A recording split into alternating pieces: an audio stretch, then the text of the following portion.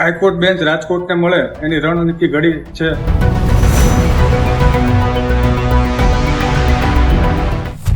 નમસ્કાર, આપની સાથે હું આકાંક્ષા. તમે જોઈ રહ્યા છો રાજકોટના સમાચારની મારે વાત કરવી છે. સૌરાષ્ટ્રમાં રાજકોટને ફરી હાઈકોર્ટની બેન્ચ આપવા માટે માંગ ઉઠી છે.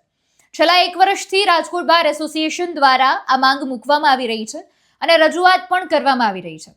જે અંતર્ગત આજરોજ રાજકોટ શહેરના મધ્યમ રેસકોર્સ નજીક ખાનગી હોટલમાં રાજકોટ ઉપરાંત સૌરાષ્ટ્ર કચ્છમાંથી અને અન્ય શહેરના જિલ્લાના બાર એસોસિએશન સાથે જોડાયેલા હોદ્દેદારો ઉપસ્થિત રહ્યા હતા અને આ વિષય પર વાત કરવામાં આવી હતી.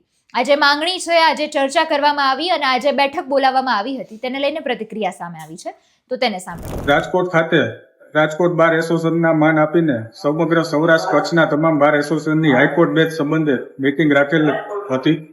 એ મીટિંગમાં સમગ્ર સૌરાષ્ટ્ર કચ્છમાંથી તમામ બાર એસોસિએશનના પ્રમુખ અને સેક્રેટરી આજરોજ મીટિંગમાં હાજર રહે અને હાઈકોર્ટ બેન્ચ રાજકોટને મળે તેના માટે આગળના શું પ્રયત્ન કરવા એની રણનીતિ ઘડી છે અને હવે પછી રાજકોટને હાઈકોર્ટ બેન્ચ તાત્કાલિક કઈ રીતે મળે તેના માટે પ્રયાસો સૌરાષ્ટ્ર કચ્છના તમામ બાર એસોસિએશન આજરોજ કરેલ છે. સૌરાષ્ટ્ર કચ્છને રાજકોટને જો હાઈકોર્ટ બેન્ચ મળે તો સમગ્ર સૌરાષ્ટ્ર કચ્છના તમામ પ્રજાજનો લોકો ને સસ્તો અને સરળ ન્યાય મળી શકે એવું અને અમદાવાદ સુધીના ખોટા ધક્કા ન થવા પડે અને પોતાનો ખર્ચો બચાવી શકે તેના માટે રાજકોટને હાઈકોર્ટ બેન્ચ સમગ્ર સૌરાષ્ટ્ર કચ્છની મળવી જોઈએ. ધ્યાને તો લેવામાં આવે છે, ભાજપ સરકાર દ્વારા દર વર્ષે તેના ચૂંટણી ઢંઢેરામાં પણ આ મુદ્દો ટાંકે છે કે સૌરાષ્ટ્ર કચ્છને હાઈકોર્ટ બેન્ચ મળે.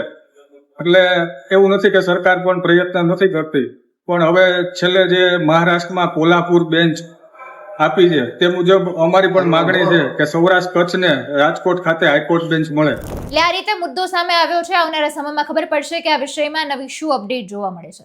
સમગ્ર વિષયને તમે કઈ રીતે જોવો છો એ કમેન્ટમાં જણાવજો. ફરી મળીશું. હવે રજા આપશો. નમસ્કાર.